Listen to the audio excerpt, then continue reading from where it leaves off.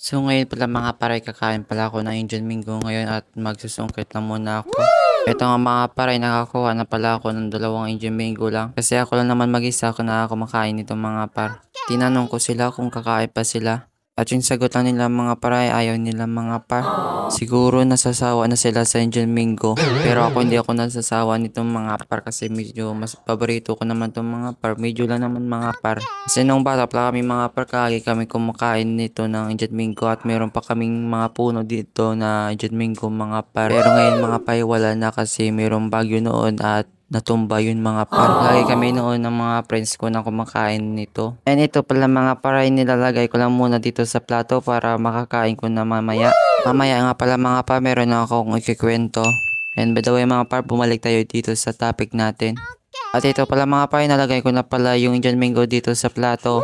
May nakalimutan pala akong ilagay mga par itong toyo at suka mga par. Kaya kinuha ko na agad mga par para makakain na ako. Sa mga nanonood pala nito, please i-share nyo yung video na itong mga par, pakikalat naman please. At ito pala mga par, nakuha ko na pala yung toyo at suka mga par, kaya ilalagay ko lang muna dito. Yung unang nilagay ko lang mga par, yung toyo mga par. At masyadong madami lang pala yung nalagay ko dyan mga par.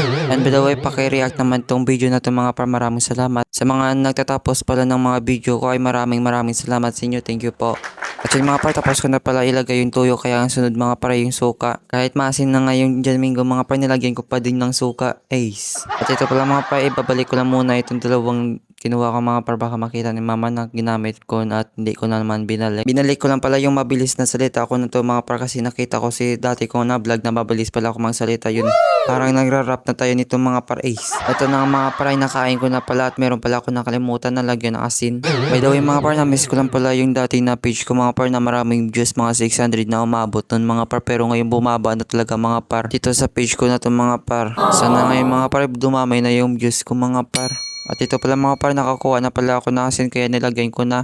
At ito pala mga par, bumalik tayo sa topic natin mga par na bago naman mga par. At na-miss ko talaga yun mga par, please ibigay nyo naman sa akin na maraming views at i-share nyo yung mga video ko na to mga par. Baka sumakat yung ulo nyo dyan mga par, nakakaintindi sa akin kasi palipat-lipat ako ng usapan. Merong Indian Minggo, meron na mga page na akin mga par. And by the way mga par, ipaparinig ko lang pa sa inyo kung paano ako kumain.